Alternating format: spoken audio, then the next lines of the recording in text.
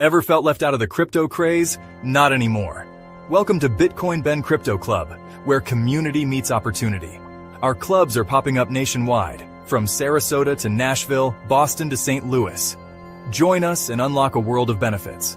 Access all clubs worldwide, earn through referrals, and dive into specialized crypto education. Need help buying crypto? We've got you covered, often with reduced fees. But wait, there's more. Enjoy perks like Bitcoin ATMs, silver purchases, and exclusive investment opportunities. Our state-of-the-art facilities offer podcast rooms, event spaces, and co-working areas. Stay informed with FGTV, our exclusive crypto news and education channel. Choose your membership, from day passes to individual or company plans. Individual members get access for themselves plus 2 guests, perfect for bringing friends or family. Companies can bring up to 15 employees or guests, fostering team growth and networking. Connect, learn, and grow with like-minded crypto enthusiasts. Ready to join the revolution? Visit bitcoinbencryptoclub.com or call 562-526-0813 today. Bitcoin Ben Crypto Club, your gateway to crypto success. Good morning, and a mighty good morning from sunny Florida. Welcome to the Bitcoin Thursdays with Dr. J. I'm Dr. J, and on this show, we take a weekly deep dive into crypto, finance, economic forces that are shaping your world. We look at trends in Bitcoin, in blockchain, and really this show is focused on finding that intersection of cryptocurrencies, digital assets, and how it's going to reshape the landscape of different industries. On this show, you have seen me talk to industry leaders from the energy sector. You have mining sector. Today, I have a amazing guest, a good friend and colleague who I'm going to introduce today. He is a conservative. He's a patriot. He is the chairman of the Charlotte County Republican Party, but he's also a farmer. So he brings a very unique perspective to our state, farming, agriculture, and potentially we're going to sort of dive deep into how does cryptocurrency, how does a Bitcoin reserve, does it apply to co-op farming? Does it apply to potentially as a hedge against some of the vagaries of blight and storms that Florida farmers and farmers, frankly, across the country experience? So how does this apply to it? So with that, I would love to welcome my friend, Mr. David Kalin. David, welcome to the show. Thank you. Thank you for the invite and that quite that build up. Thank you. It's been a interesting few years, I will tell you that.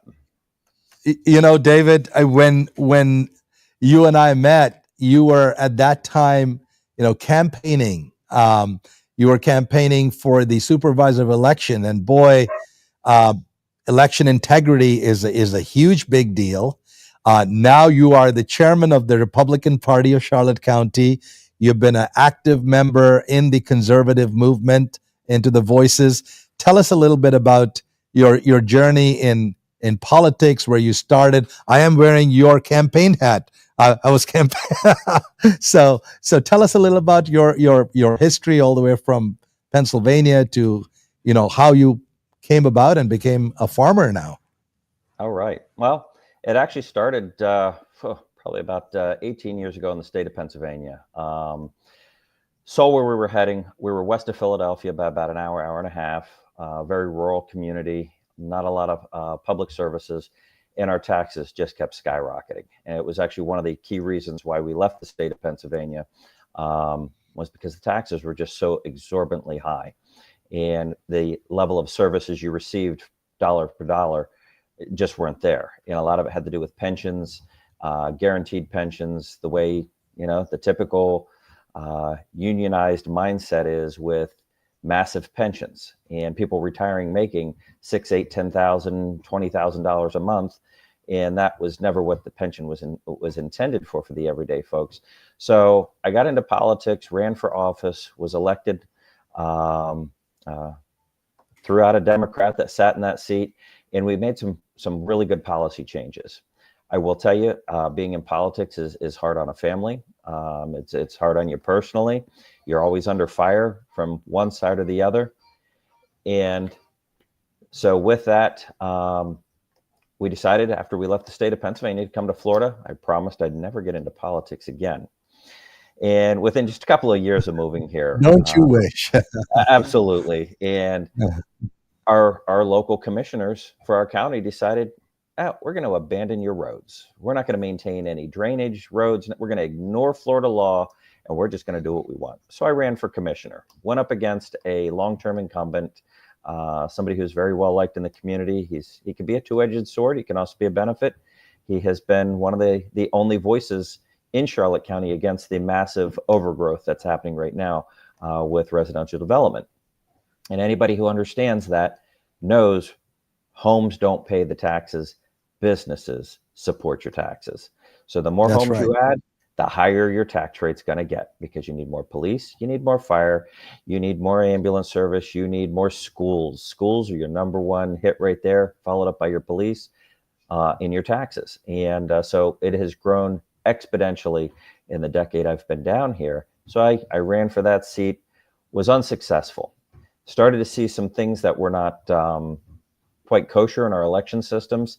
And with my background in IT and programming in a number of areas, the Department of Defense contractor, I took a deep dive into our election systems. And I said, wait a minute, I can fix this. I've got the skill set. We can make elections 100% transparent and fair. So I ran for supervisor of elections. In the meantime, our former supervisor was retired, ousted, whatever you want to call it, he left. We had an appointee. I put in for that appointment, but unfortunately was not. Nepotism goes very far in politics. So it's all about who you know.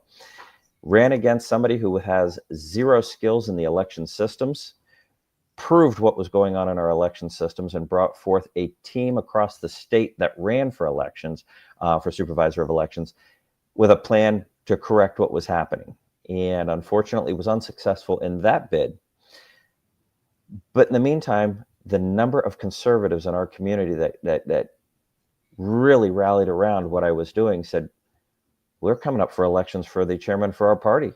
We haven't done endorsements. We need a quality leader that sees outside that box and can look at multiple angles. And in December, I was voted in as the chair of our Republican Party here in Charlotte County. And I have, contrary to what a lot of the old guard in there thought, that I was going to be some kind of hard nose, I've actually put the power back to the body. We have just in our last meeting made all our committees standing committees, which means the chairman can no longer go in and just wipe them out, make them go away on his behest to stop an endorsement or to stop an action from happening. It is now in the hands of the body, which now makes it almost impossible for that chairman to change that course. And once again, giving up a little bit of that authority back to the people. And that is where I come from as a patriot and as somebody who truly believes in liberty and a limited government. The people are smart enough to govern themselves. And that's what we were given with the Republic. And unfortunately, we have gone so far to this idea of mob rule and democracy. It's not a democracy. It is a republic, a representative government. And they're supposed to represent the wants and needs of their local constituents, and it hasn't happened for a very long time. You look at what's going on with Doge, so they're just pouring through it right now, and let me tell you, I'm right there rallying that flag right behind them. Let's make it happen. Fascinating history that you have, but also if you think about Florida in terms of politics, it came into the limelight in 2000 with the Bush versus Gore situation, and this was the tipping point. 2018 was very significant when DeSantis came in. The world, and he won by what, less than like half a percentage point or something. It was a very narrow race, but how significant it was because COVID hit right after that, and so the COVID policies of Florida were fundamentally different from the rest of the country, and that was a defining moment. So this idea of political capital that Florida holds in the national scene is very, very significant. Now, of course, in your county, it's by no means a small county. It's over a $2 billion budget. Um, there's a lot of challenges and issues that are faced by Sarasota County, faced by Hillsborough County, all of the neighboring counties. Very similar problem sets being experienced by the people. In your opinion, I mean, obviously, we know we are about more than 70% conservative. And these Republican values, these conservative values, also kind of align nicely, actually, with a distributed, decentralized economic structure. Absolutely, absolutely. And so there's almost a. Go ahead. When you look at presidents in the past that have gotten rid of our Central Reserve, the Federal Reserve Bank, they knew it was a problem, and they've all been met with hardship. You've got JFK. He was one of our modern presidents looking to get rid of the Federal Reserve because he knew the ills of what was happening. We were starting to incur some debt, starting to become, even in the 60s, unsustainable. And he knew this. In the moment he started talking about getting rid of the Federal Reserve, we see what happened to him. Fast forward to Ronald Reagan in the 80s, he started talking about how we've got to get back to a U.S.-backed money or something with that has something behind it, not just pie in the sky, print it as you need it, because now you've got an inflationary rate that becomes out of control. And after the 1970s, with the inflation, the gas crisis, everything else we saw happen then, Ronald Reagan saw an opportunity. And if you really think Hinckley shot him over Jodie Foster, I think you're sadly mistaken. It was to send him a message. Fast forward to Donald Trump, and our most recent president, to talk about getting rid of the central bank. And well, he did so well, they had to impeach him twice. He's been shot twice already, so They've shot at him, and here he is. He's back, and he's not backing down. So I think he's one of those conundrums that deep state, the world elites don't know quite how to take and handle, because he's refusing to accept their message to back off. And I think you look at his announcement just the other day in a crypto reserve currency, and I think he's on the right path. And giving people these options and making money a little more fluid for them is always a positive thing.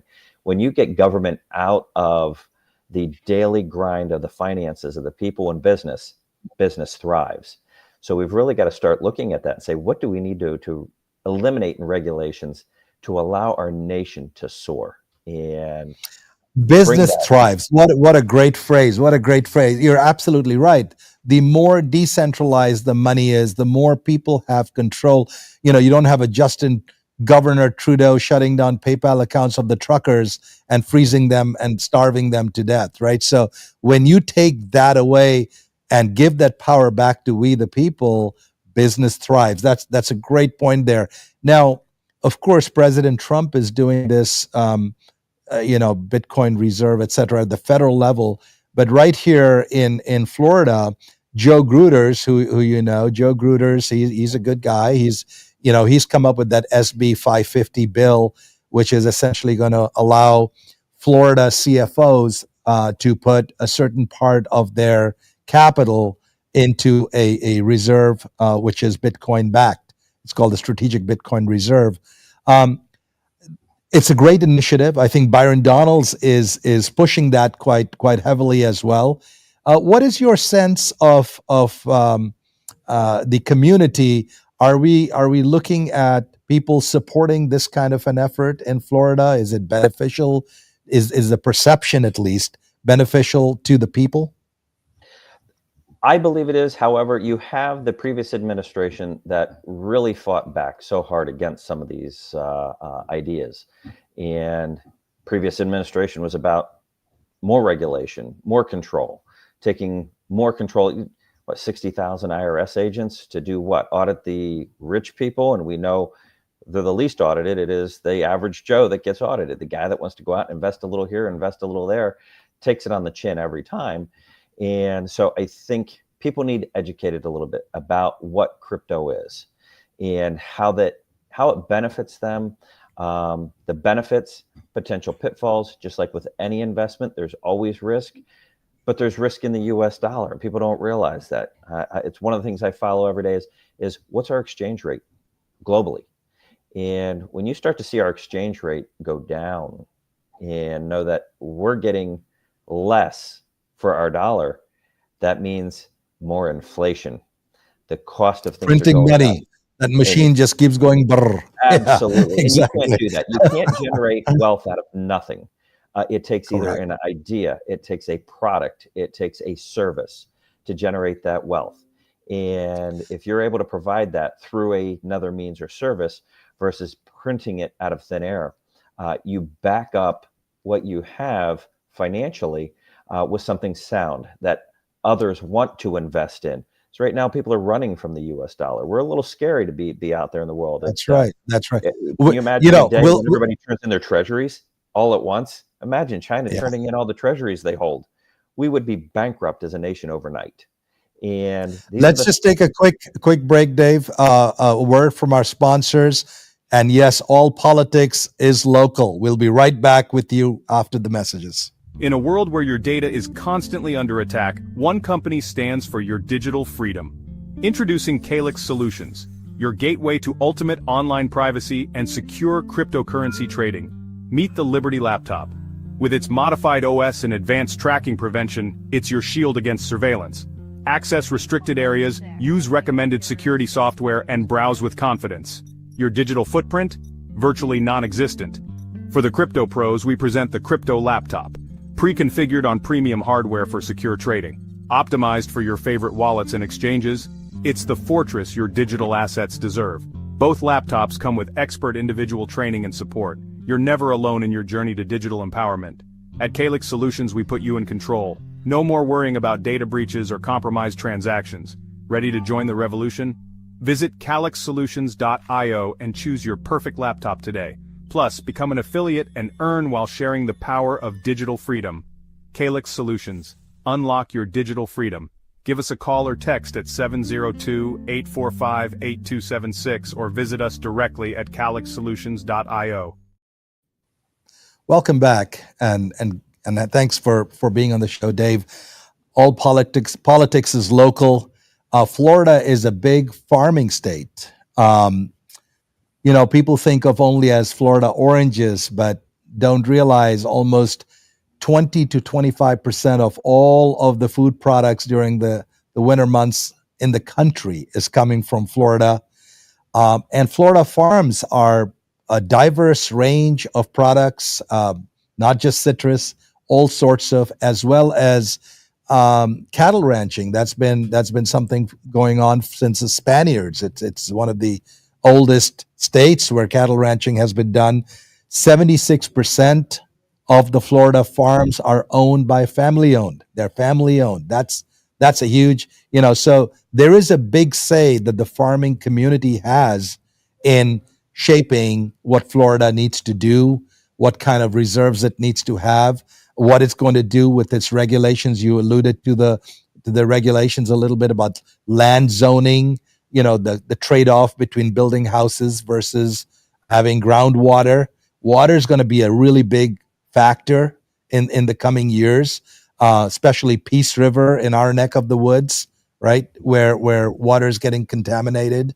And of course, you have the environmental factors in general that affect the quality of life. So share with me a little bit about, I know you've been a vocal proponent of clean water, sustainable land development.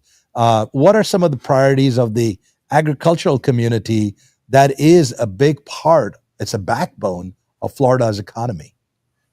You look at Florida. Most of the area we're in, Charlotte County, historically was a community founded on farming. Back in the 1800s, you got the Placida cattle docks, a number of other locations where the Punta Gorda pineapple was one of the huge exports out of our area. It was very well known worldwide.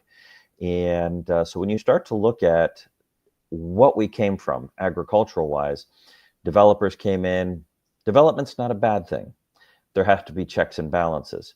And when you start to push your farms out, to put neighborhoods in, one, you create water issues. Do we have enough water to take care of the people and take care of those existing farms that have chosen to stay? The runoff, are we creating toxins? The more lawns you put in, the more fertilizer gets dumped on them, the more chemicals that you have in your feed supply, you have in your produce, because it's by virtue in the runoff water. As they develop, we've got an issue now. Our Shell Creek Reservoir, the report just came out in November that it is nearing end of life, and it's either going to take billions to either dredge it, expand it, do what it needs to handle the current residential growth that's going on within our county, or they're going to have to drill wells. And when you start to drill those massive municipal wells, the rest of the farmers, the rest of the citizens that are on individual wells start to incur problems such as salt intrusion, or dried up wells, because the amount of water being drawn to a specific area versus throughout the aquifer. And so these are all things that our local leaders really need to get in touch with. Our president of the Senate, Ben Albritton, he's a farmer. It's what he's done pretty much his entire life, and really hoping to be able to reach out with that from our farming community to say, help us protect some of our farming communities.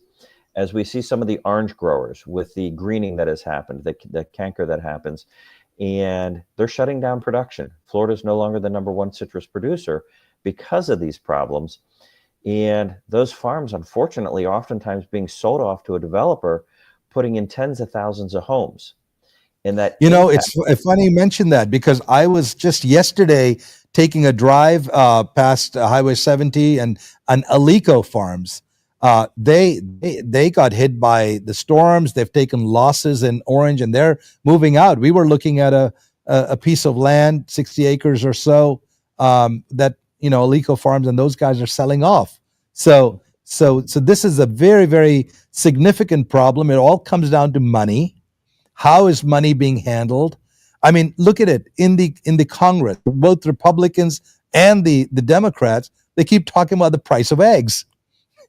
And that's the big conversation that's happening in the country right now, is the price of eggs. Now, you've been a farmer and you've had farms. You own a farm. Tell us a little bit about what's the deal with the price of eggs. And it's gone up. It's shot through the roof.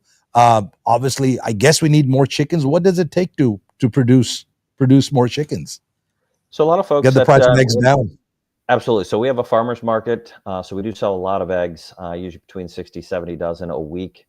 But we also raise chickens. And when you look at the production time to get a chicken from the time it hatches till it is laying eggs is 5 to 6 months.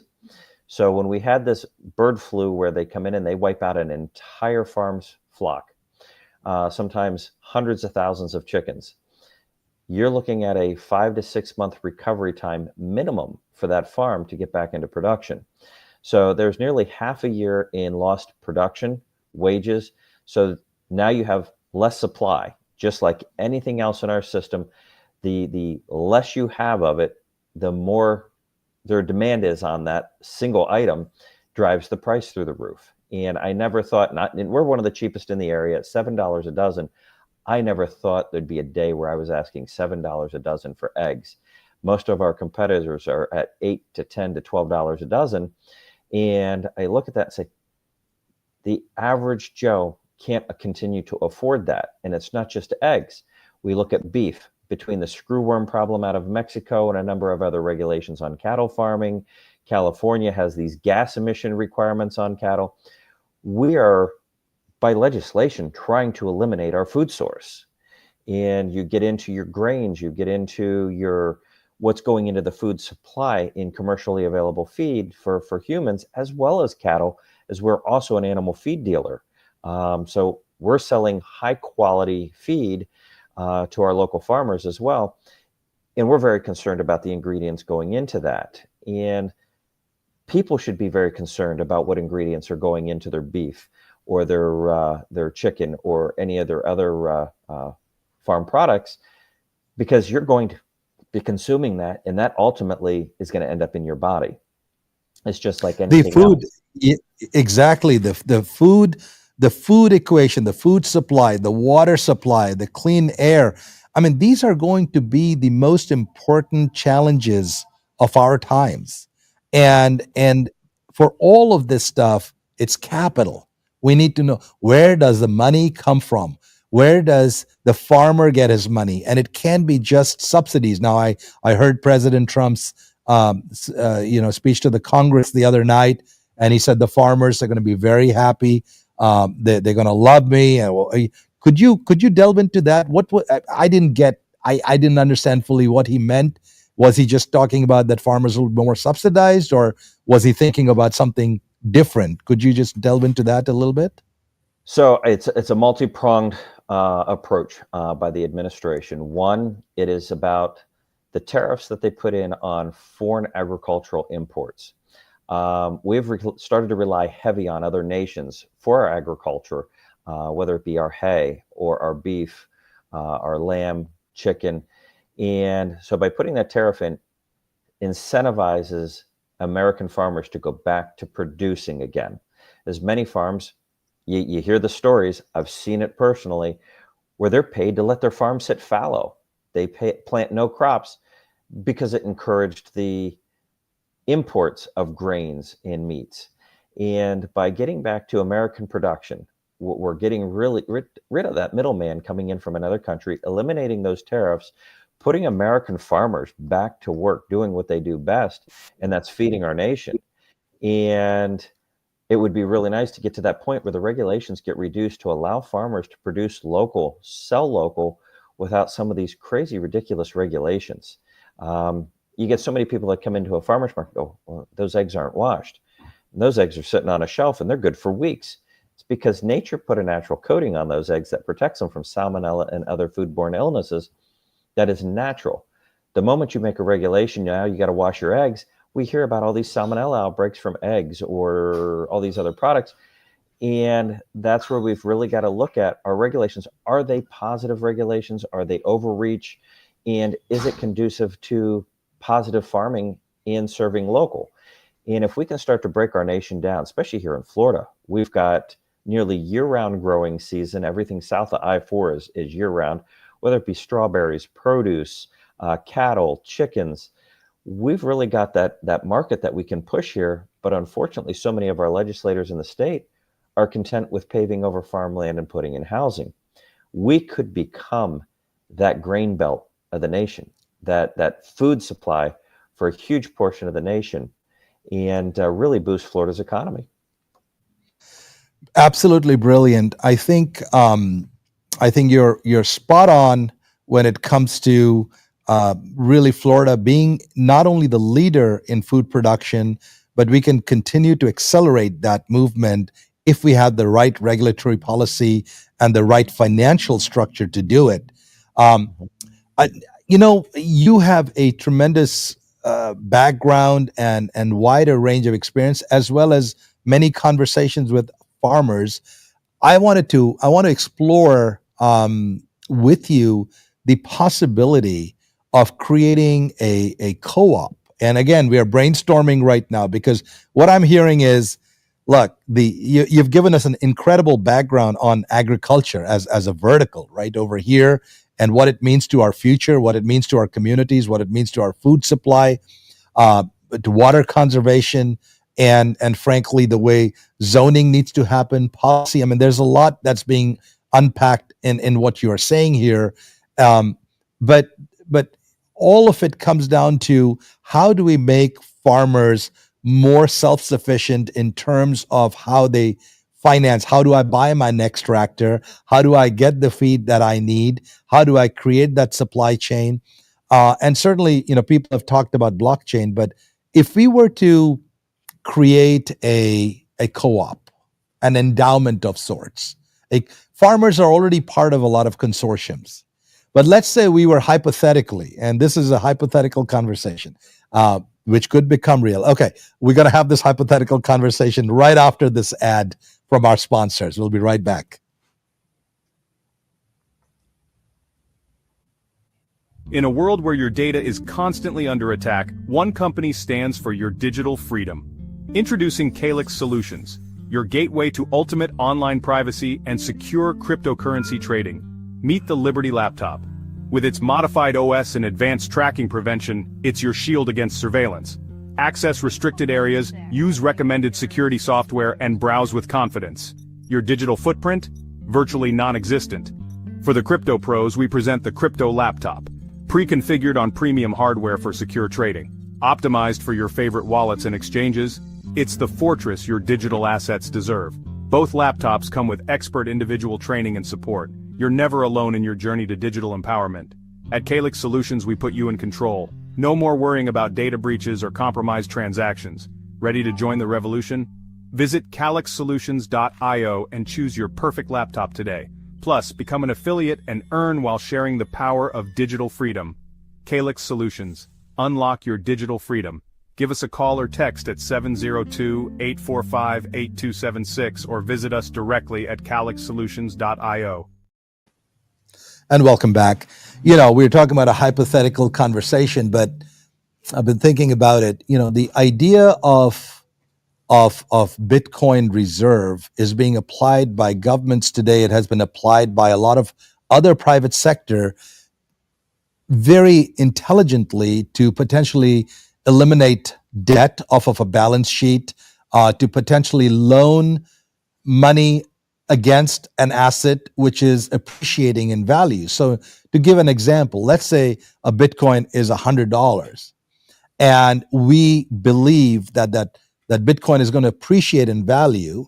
Then whether it's a farmer or whether it's an enterprise or a small business could take and put a Bitcoin into a reserve, right? Into a consortium, into a co-op, and borrow 70 cents to the dollar against your own asset at a very low or no interest rate, right? You're basically borrowing against yourself, but while the Bitcoin is sitting there, it continues to appreciate in value. So you take a loan against your Bitcoin and you go and buy the tractor that you need, and you go and buy the farm equipment or the building or the paving or the 1,000 other costs that one needs to incur in the agricultural sector to grow your business, to expand on the portfolio of products and services that you sell.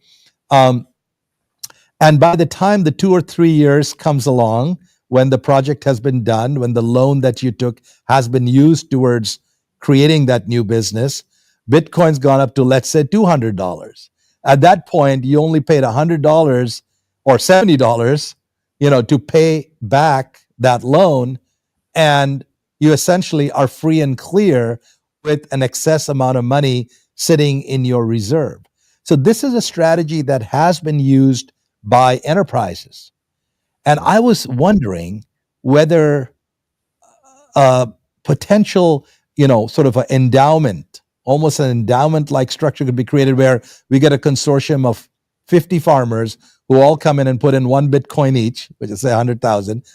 And now you can borrow yourself. We give out loans in USDT or fiat currency, essentially, to go and do whatever you want. It's your money. You're borrowing against yourself, but we're helping appreciate this.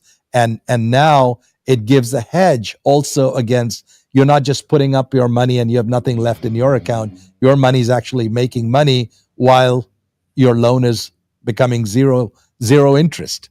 What do you think? Could something like this, let's just sort of get your perspective, the farmer's perspective. Absolutely. That would definitely be a huge help as a farmer looking for a loan right now. It is very difficult oftentimes for farms to get a loan because it's based on a hypothetical product that hasn't been grown yet. And, well, I need to expand to make the money. Well, you don't. It's very difficult dealing with oftentimes these lenders that don't understand agricultural side of things. And now some of the newer technologies that have come out, whether it be hydroponics, microgreens, a lot of different ways to grow food in an intense area, small area, but intensely, much faster process. It's still expensive to do. Your setup is costly, but your payback is phenomenal out of that. So banking on a farmer is always, I think, a good bet. Run me through an ROI. Run me through an ROI for, let's say, the microgreens or a chicken farm. Walk me through the initial capital to the cash conversion cycle, because farmers cash based, whole business is cash based. So how fast is that cash conversion cycle? Give some real life examples of it. Well, I'll give you two. We talked about microgreens. We talked about chickens. We'll hit on both real quick. Microgreens, it's a 7-day return on investment as far as producing. So your average microgreen production from the time you plant it in that medium to your harvesting it is 7 days. It's off to market or off to your restaurants within hours of being cut. They're getting the freshest product. They're selling it local. Mom and pop can literally grow it in a basement and produce a fine quality product. You start to take that on a little bit larger scale with a smaller farm. You can now produce enough microgreens in a 30 by 30 building to pretty much cover every restaurant, every grocery store in your entire community, because you can do it so intensely. It's expensive to get started, but you start reaping those rewards at the financial return in 7 days. That is phenomenal. Let's talk about chicken farming. I do not know of any other business that has a 7-day cash conversion cycle. It's amazing. This is absolutely incredible. Thank you for sharing that. Oh, let's look absolutely. at the chickens. So now you get into chickens. Most people think, oh, chickens, just like trying to get an egg, 5-6 months to a mature chicken. Well, the chickens that we use for eggs are completely different chickens than we use for meat. So your average meat chicken is between 12 and 14 weeks old at the time of calling for slaughter. So from the time you drop in those day-old chicks into your chicken house to your return on that money is between 12 and 14 weeks. So your average chick is less than $1 on the 100,000 chick scale. And now you're looking between, if you're doing an organic chicken, between $4 and $6 a chicken, or if you're doing a regular traditional filled up with antibiotics chicken packed in a chicken house, between $2 and $3 a chicken, but your return is in between 12 and 14 weeks. So it's a very quick cycle. Using technology to raise those chickens healthier, faster, but yet still staying with that natural feed, staying with that locally sourced. So now you're promoting another local business to help your business grow, and which is another farm or group of farmers, or oftentimes a co-op of farmers with their grains. And so you really start to feed that local economy. And now you're providing quality products at a lower cost, but also supporting your additional local farmers, your local stores, local businesses. And what we need to happen is we need regulations to get out of the way. Florida is one of the states that's taken a stance on regulations as far as farming goes. There's a number of statutes out there, 604.50 and a number of others, the Right to Farm Act, that does not require a farm, a legitimate farm, to pull permits, to have engineering for their buildings, to meet setbacks. It's very few things they have to meet. Unfortunately, we end up with so many of these local municipalities or counties that puff up their chest and say, we're going to fight you. And oftentimes, farmers will just walk away. They don't want the fight because they're trying to produce a product. They're not there to fight politics. Now, unfortunately, till you start hiring lawyers to go after these folks, now you're getting into the realm of, now I'm spending tens of thousands of dollars to fight something that's already a law protecting me. And that is un-American when these local governments are doing that. I've actually taken up a part-time hobby, and that is representing our other local farms in our area against our code enforcement, against our county, because they've taken this stance of, you're going to have to pull permits and engineering, and we've got to approve all that. No, it's a commercial venture for farming. You don't have any say in this. It's governed by the state. And so I wish more people would step in to do that, more lawyers step in to do pro bono, because it is their food supply and it's an investment. It's going to generate revenue. It sure is. It makes me think about the power of numbers. If like you said, there is a state level law which protects the farmers, but it's not being implemented at the local, at the community, at the county levels. and the local politics is playing into it. But when you get a larger group of farmers in a consortium, in a co-op, that's a stronger voice that will play out and will have a positive impact on the local community. So I almost see this idea of creating a co-op or an endowment where there is a financial incentive and benefit which puts money back into the farmers' hands, which they control, that decentralized. We create a Bitcoin-based reserve or kind of a fund that allows farmers to borrow and control. They're not having to go to a bank. They're not having to go to some other outfit to do this. Effectively, the community is doing that at a local level, but they have complete control over their own money. And once they have that, they will definitely have a bigger say, both as a consortium, but also as a financially strong community to have say over what the local politicians do. Would you agree that that could be a possible approach to solving this local overreach?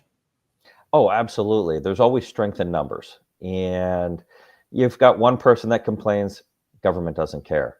But if you've got 100 farmers coming after that local government, do you think that local government's going to stay in office very long? They're going to get voted out. They're going to put people in there that are truly going to help their community, help their farming community grow, as well as it's going to be a benefit to so many of the other industries. So you've got a community that is nearly self-sufficient. You're farm to table in your own community. You're not importing it from 5,000 miles away. That is a thing that right now so many people are looking at, especially given our food supply and how contaminated it has actually become over the last 30 years. They want that clean food. They want that local food. We have a co-op here of nearly 20, it's all but 25 local farms right now. And these are mom and pops. These are just, husband and wife, a couple kids out there growing their produce, growing their chickens, and we're able to bring that to our market and be able to sell that for them, where we've got one-stop shop there that is local. And we have seen this grow phenomenally over the past 2 years, but we need to see this happening in more communities. We need to see this happening on a bigger scale. And being able to have that money where these mom and pops can go to and say, we're ready to take that next step to really knock this out of the park, but they can't get a loan from a bank. But to be part of a consortium or co-op, that's the ideal way for farmers to be able to fund themselves to be more productive. Well, Dave, this is great. Would you be open to us coming and speaking with your community of 25 farmers and sharing knowledge, information about Bitcoin, about what it's doing right now, why President Trump is talking about it, why the state of Florida is going to put that in its reserve? I mean, this is a movement that's happening right now, and we could certainly provide education and knowledge. But then, more importantly, would you be open to the idea of forming a co-op potentially that allows the financial flexibility and financial benefits of farmers cooperating with each other to create these loans so that you don't have to depend on the big banks anymore? Absolutely. And the moment that you can, when you have another farmer working through this co-op, looking at your farm, going, hey, that guy he really does need that money because it's going to help him grow. It's not a guy in a suit sitting in an office that's never smelled what a farm smells like, that's never watched a calf be born or gone out and actually harvest his own produce. He's used to going to the grocery store or having everything delivered to his door. It gives a whole new perspective with lending because they understand the plight. They understand the need and the necessity. And I think you get a whole lot of buy-in in the local communities when it comes to farming. And it's very much, I take it back to the Amish community. The Amish community truly runs their own co-op, just not through crypto. And if one farm starts to fail, they all step in to say, what do we have to do to help you be successful? What can we do to promote you? What can you? And isn't that the true conservative value? Absolutely. Of helping your brother and helping your neighbor and bringing that hand back. up, not a handout, that hand up. And we've lost that, and we've got to get back to that. And the Amish community does understand that. And this proposal here for this really does bring that back, that concept back to the farming. I'd love to launch it here in Charlotte, into DeSoto. The eastern part of Charlotte County is still 90% agricultural, and most of DeSoto County is agricultural. You get into eastern side of Sarasota, it's agricultural. So we've got a lot of that still going on here, that we can really make impacts locally. And what it can do for the local revenue in the local economy to boost that. The more money people have in their pocket because they've been able to generate some wealth, it's the more money they spend locally or on goods and services, which drives the engine of economy. Brilliantly spoken, Dave. I love your mind, the way you're able to go all the way from regulations to environmental issues to figuring out how to feed chickens. I mean, you've just got a brilliant mind. Thank you for being on this show. I've learned so much. Our audience has learned so much. You've given us a amazing overview on the agricultural vertical and how potentially the worlds of agriculture and the oldest profession of agriculture will come together with this new way of digital currency, of crypto, and that convergence could well be a very powerful mechanism, a decentralized mechanism, a power to the people mechanism, and power to the people starts with money. And this digital currency allows people to keep their own money, to use their own money, to leverage their own money without a middleman, without a third party coming in the middle and saying, hey, let me tell you how you should do this, right? And also this idea of community. So money tied together with community, farmers helping farmers. I think that there's a big idea here to be continued. God bless you, sir. Thank you so much for being on the show. And Always thank you all for tuning in today. I'll be back next Thursday with another edition of Bitcoin Thursdays with Dr. J. Thank you again. God bless you, and God bless America. Thank you. Likewise. Welcome to the future of luxury travel, where cryptocurrency meets paradise. Introducing Bitcoin, Ben all-inclusive beach resort, nestled on the pristine shores of El Salvador. Every room is a gateway to adventure, complete with your personal 4x4 vehicle, scooter, and jet ski. Picture yourself cruising along scenic coastal roads, feeling the thrill of freedom. Glide across crystal clear waters on your private jet ski, embracing the rush of adrenaline.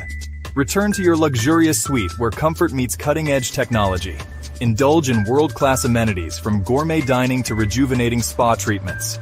Experience the vibrant nightlife with entertainment options that cater to the most discerning tastes. Invest in a resort that's not just keeping up with the times, but defining the future of travel.